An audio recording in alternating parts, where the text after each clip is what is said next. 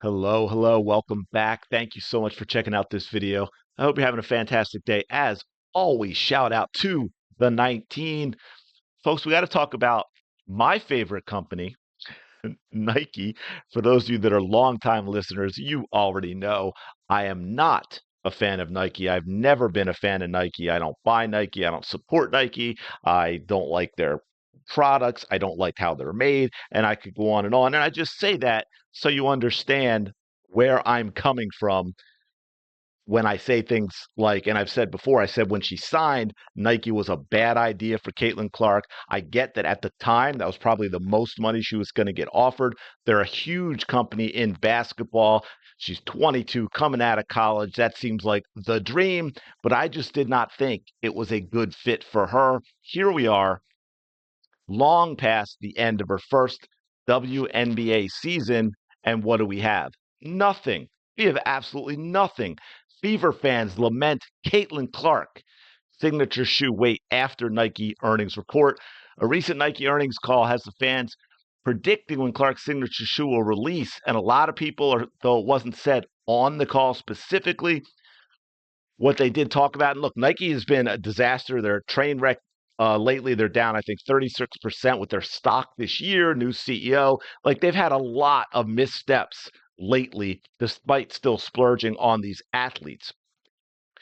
That being said, we are talking about prioritizing because, and I was going to mention it a little later, but I'll just throw it out there now. Paige Becker's still in college, has a signature shoe out already, folks. Okay. So, this whole idea of this time and this process thing, which a lot of people talk about, is just an excuse to protect Nike and maybe to protect Clark's decision going with Nike. I don't know. But let's get into this a little bit. Some fans are saying that the shoe's not going to come out to 2026, or I shouldn't even say fans, people, because Nike president and CEO Elliott Hill, in talking in an earnings report, didn't come out and say it wasn't going to happen, but he kind of alluded to it in his comments about what they've been doing, what's coming next in terms of, the growth of the company and revenue and all of that. And they mentioned women's sports and talked about Asia's shoes coming, and then Caitlin's coming back from behind, and behind that, and a new lineup of sportswear, and on and on. And a lot of people took that as we're not even going to see a shoe until maybe 2026. As this one X user said, during the Nike Q2 earnings call, CEO Elliott Hill indicates that Caitlin's shoe will be coming out in 2026. And of course, fans aren't happy about that. Nike was a mistake for Caitlin Clark. I've never seen such incompetence, and I've said that from day one. Another fan added, this better be early 2026. Doesn't matter at this point, too far away. Absolutely ridiculous. You had a lot of people talking about this, which I completely understand. And fans, hey, look, man, fans, if we've seen anything with what are the jersey retirement ceremony numbers, I think the tickets for that game, like right now, what's left, if there's still any left as I do this, I think the cheapest ticket was over $700.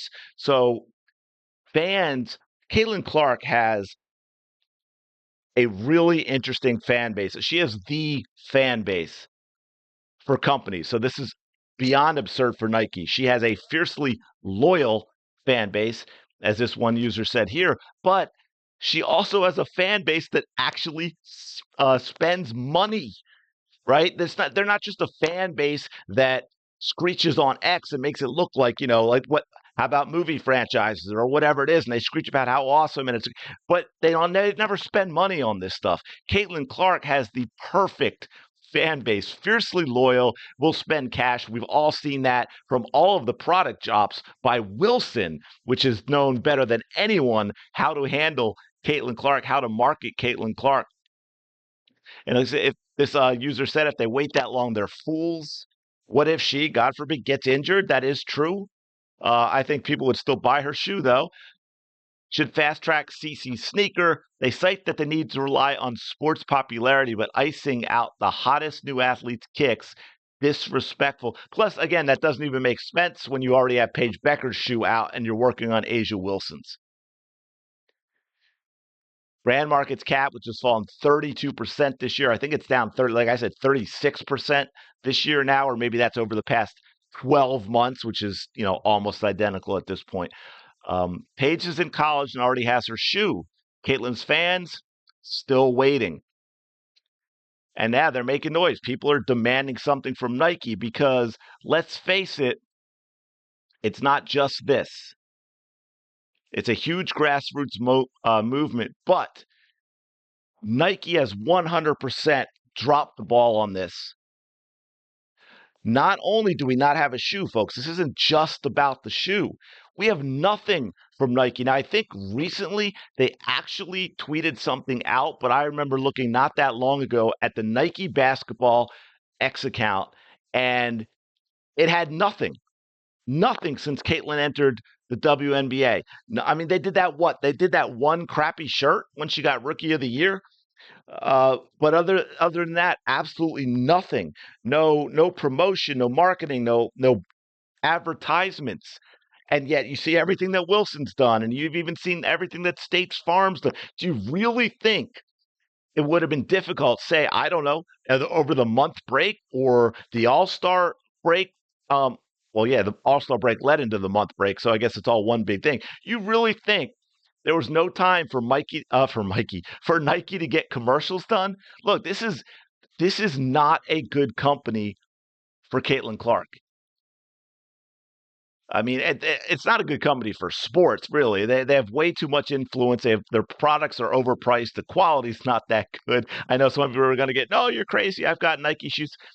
Great. All right, maybe I'm being a little over the top to make a point. But I said when she signed, it was a misstep for Caitlin Clark, that she does not fit in at Nike and she would not be a priority. And that is what we were seeing. That is how we are where we are. There's been nothing by Nike for Caitlin Clark at all, to promote Caitlin Clark at all. She doesn't need a shoe out for Nike to be doing things with Caitlin Clark and to promote Caitlin Clark and Caitlin Clark as a brand, which would help Nike in the long run. Absolutely nothing. And yet there are still people, what blows my mind, still people defending them, talking about how, oh, it takes time to get a shoe out. No, actually, it really doesn't. It's a lot quicker and easier now with technology and automation than it was when Jordan got his out. Or again, LeBron James was signed in May. He was signed by Nike in May and had his shoe released, I believe, in October of the same year, his rookie year.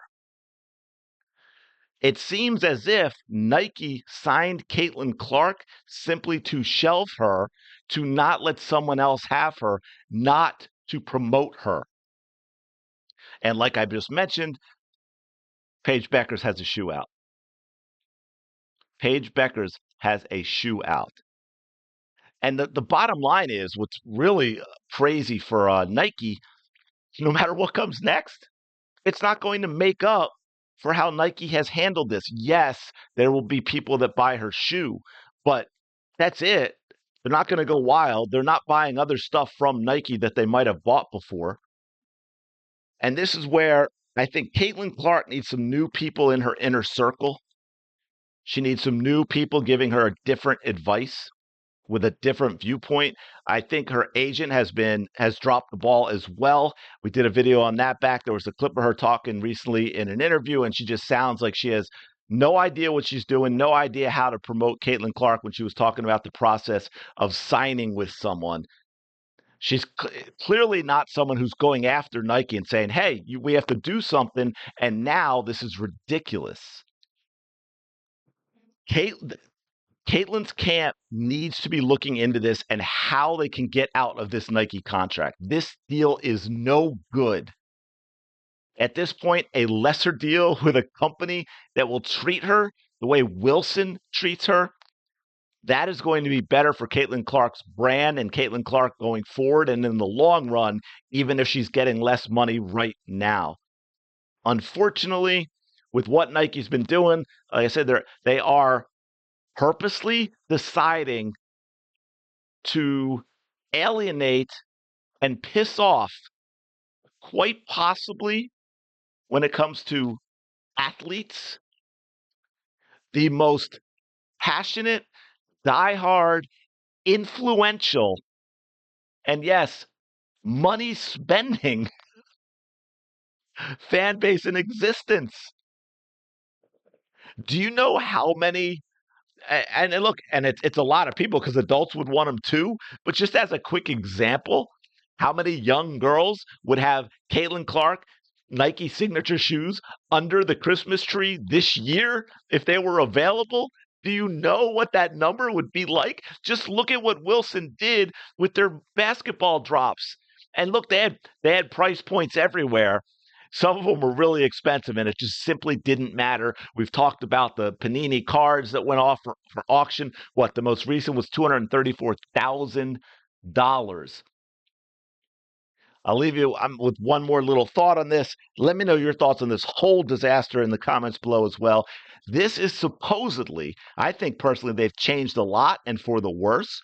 But initially, this was supposedly a brand, Nike, a brand built on championing trailblazing athletes, right? And yet here we are, Nike, with the trailblazer, at least in recent memory. And I know a lot of people, when they go back, they will compare Caitlin Clark to Jordan in her impact. I'll do another deep dive video on that maybe, but because I think it's the other way around. You got to compare Jordan to Clark, believe it or not. And I'll get into that in another video. And yet Nike, nothing, nothing. It was, hey, we're going to sign this person. We're not really going to do anything. We don't really care all that much. We have other priorities, but at least another competitor won't get them. And if this keeps going like this, and you get Caitlin Clark very unhappy, here's where I will say one thing at one time. There are certain instances where I wish Caitlin Clark's Iowa nice was a little less nice. And look, it could be behind the scenes. That's it. We don't know, right? And I think if she was incredibly unhappy, I don't think we would ever hear that from Caitlin Clark publicly because she doesn't seem to be like that. But she may be making noise behind the scenes with Nike. So I'm not going to say that she's not and she's taking it. But and I hope she is. I hope she's standing up for herself because this is a bad look for Nike and they're doing her dirty at this point. And I think we need to see, hey, how do we get out of this contract?